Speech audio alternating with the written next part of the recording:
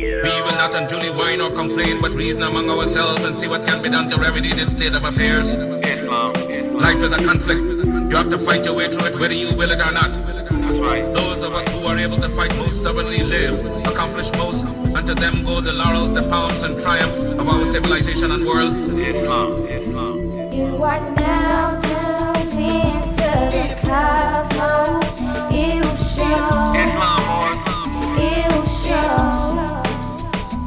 You are now tuned into the cosmos. You show. You show. Gratitude for tuning in. But these are actual letters come from the ancient Moabite. They come from, these are the Latin letters. These are Latin. And these Latin letters are the descendants of Roman letters. And these Roman letters go back to what letters? What's before Romans? European-wise. Greeks. So it goes back to the Greek. Now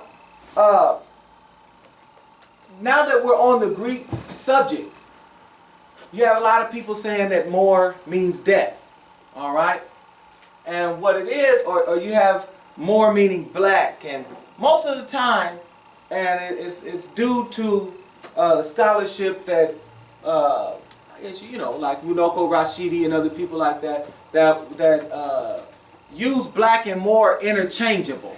They say Moor means black, so that you have people saying, well, Moor means black, why I need to use Moor then? I might as well just use black, so on and so forth.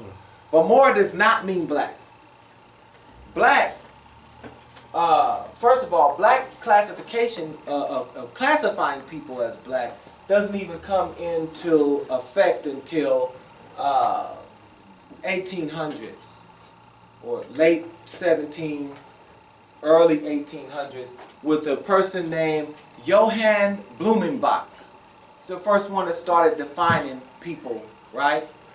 By color or, Negroid, Caucasoid, and all of these things. But as describing a person, black doesn't even appear into the dictionary until the 1700s. It's not there. But there was this ancient term Moor, but it didn't mean black. You know how I can tell you? I can show you it doesn't mean black. So you have people, and they say, so I have a few things going through my head right here, so I'm going to stop right there. Let's get back to this E. Why is it turned around? Well, guess what? If you turn all of these letters around right here, just flip them.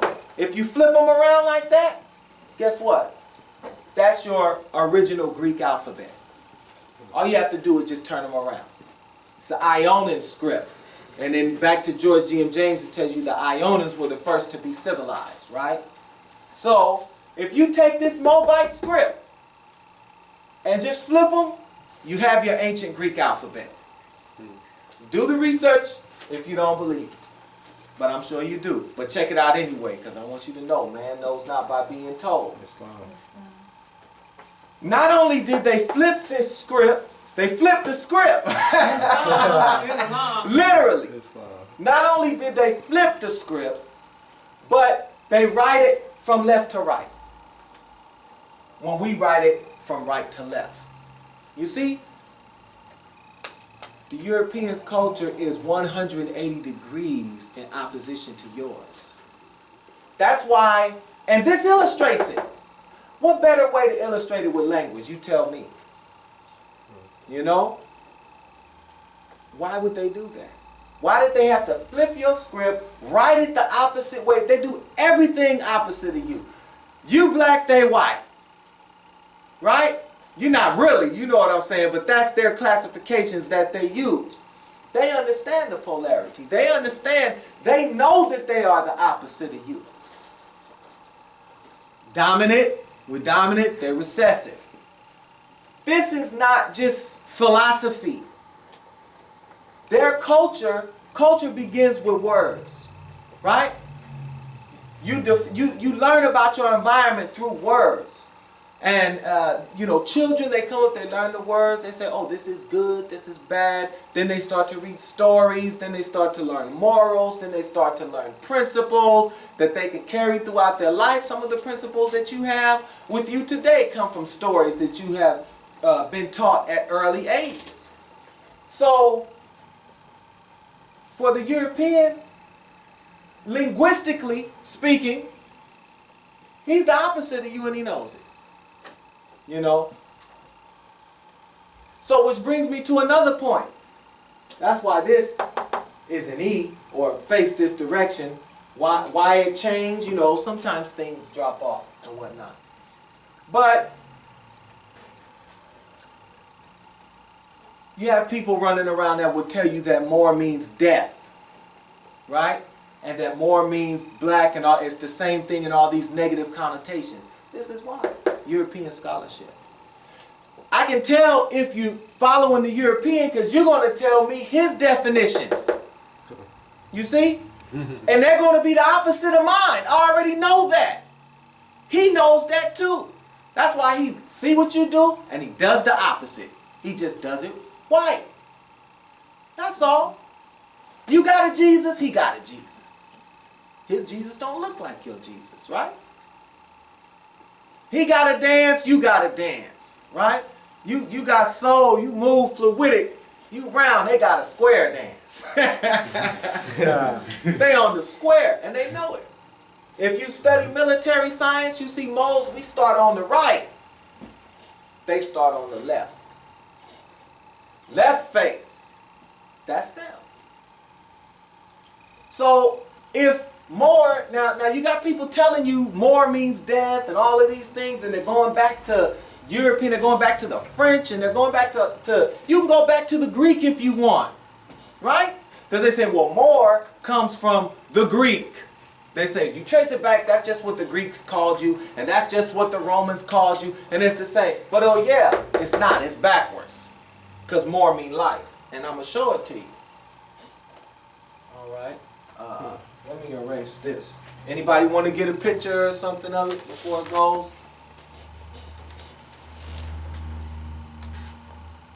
So don't let nobody turn you against Arabic and Hebrew. These sister languages are the direct descendant of Moabite. If you don't hate the mother, then you can't hate the children. You know. And if it comes through the mother, this is the father. The father is Kemetic. This is the mother. Because it was Kemetic science was introduced to the world by the Moabites. What's another name for Moabites? Phoenicians. And what were the Phoenicians? The Phoenicians were the Kemetic Navy. When it was time for a Kemetic voyage to go down, it was the Phoenicians that took that voyage. It wasn't the Kemetic royalty. All right, and I'm sorry for your board. I don't know why it does this to me every time, but we're doing better. We're doing better than we were. At least you can see it. So let's see. Where was I going with the, oh, all right. So now understanding this, when I see a word, and when you see a word from now on, if that word is an ancient word, you see, because the European language, the word, it wasn't just created in a vacuum. European language, Latin, comes from Roman, comes from Greek. So if that's one of those Greek words that made it all the way down, then you can get to the root of it by going back to this script and going back to this script and seeing because remember, the symbol also houses the meaning and the sound, right? So when you look at this, even though I can look at this, I know this is an ox, but if I look at this, I know it is too, because I know this means this, right? So if you have an ancient word, a word that's borrowed from Greek, or a word that's borrowed from Hebrew that comes all the way down, you can, if you know this script, you can have an inner understanding of it. It's just like if we talked about eggs, right? We know egg is an egg, of course, but it also represents fertility, right? So we know that a word can have more than one meaning.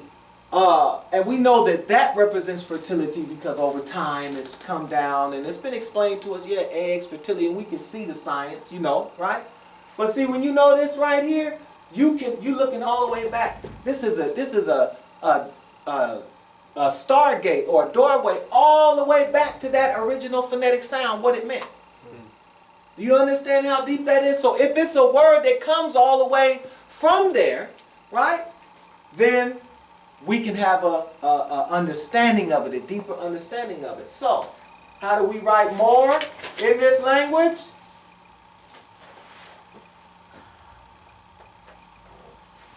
That's a head. No, it's cool for now. I won't leave it like this, I promise. That's what I'm saying. The other eraser? This one?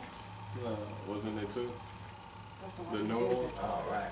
I know it's not drawn No. too good. But anyway, this represents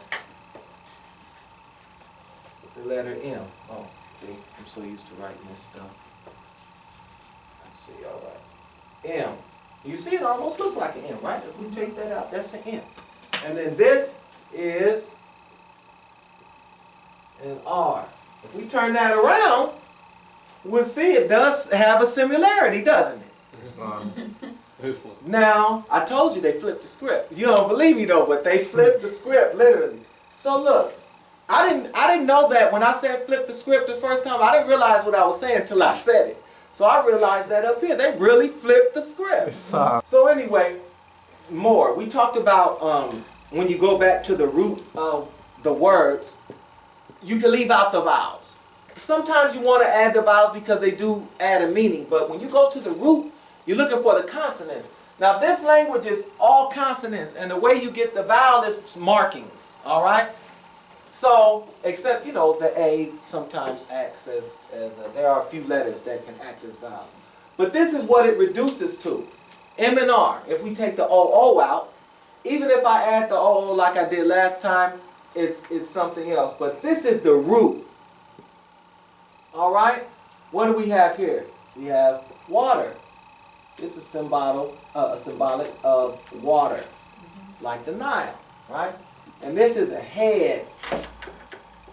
But remember, as the egg is an egg, but it has fertility, meaning it has a meaning, so does this. And we use the example head of state, right? This is where these things come from. Why the European uses head and state instead of arm of state or foot of state, right? He does use foot soldier, right? There's a reason for this. So it also means ruler or master. Well, I put a T right there. Ruler. All right? And now this is water. But this also represents purity.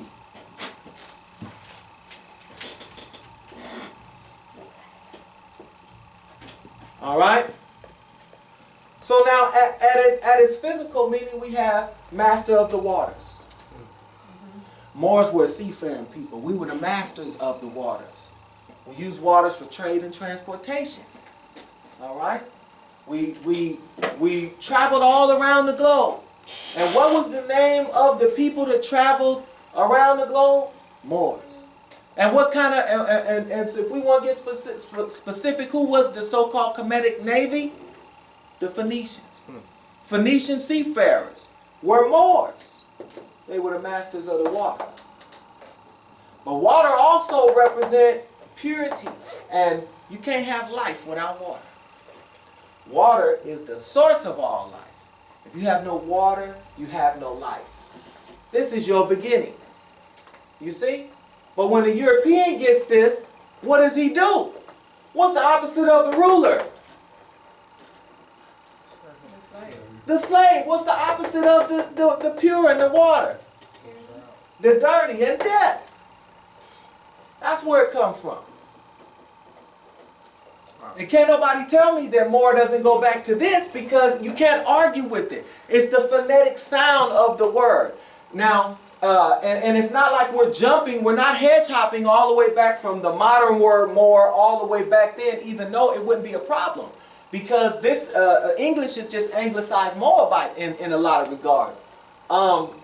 But remember, we understand that, remember this, the origin of European civilization is the Greeks. And all Greek culture is, script is the opposite of this script. It's written the opposite way. It's flipped. And everywhere the European culture is, you on the bottom and they on the top. So this is the original meaning. Master of the waters.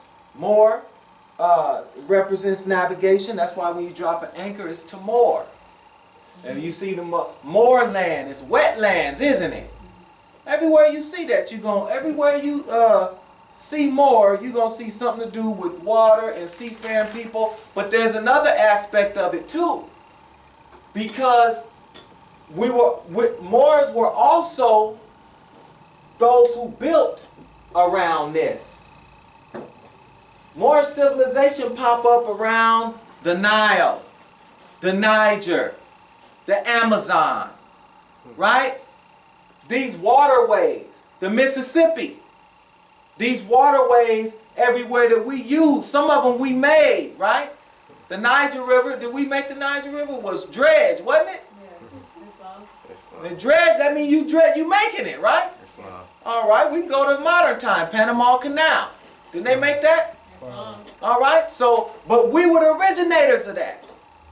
We used the Nile not only for irrigation, and once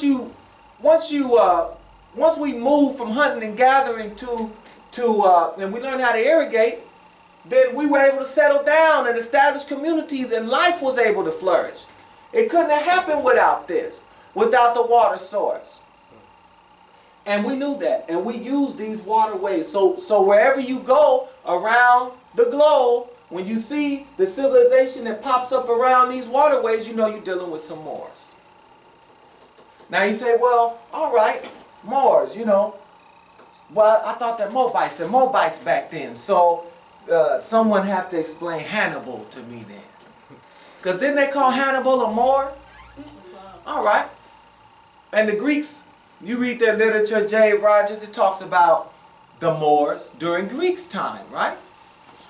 So we have to understand that this goes all the way back, and they get it, it goes into the Greek. But now even if you look up Moor in an etymological dictionary, it's going to tell you that it comes into the Greek perhaps from a native word. And then they'll say it maybe could mean this as well. They're never going to tell you exactly, because they know they can't, with that surety, tell you that they invented the word, it came from them. This alphabet already existed before them. These phonics already existed. And who gave you the phonics? Phoenicians. Phonics. Phoenicians. Phonics. Phoenicians. That's where the phonics come from. And we're bringing this, ancient Moabite. All right? So this is your culture all the way. You want to trace it to Upper Egypt, all right, which is still Egypt, but this is a part that they don't want you to know about. They want you to do away with all this and dismiss it as Semitic, because they know if they go here, they're going to run into this. And this don't mean black. It means what it says it means. This is it. It means what it says it means. I don't see death in there nowhere. I don't see black in there nowhere. Except for the color. Except the color. There you go. See, the young sister told us. Except for the only thing black about this is the marker we use in the writing. So, all right. So we talked about Hannibal. Now, another subject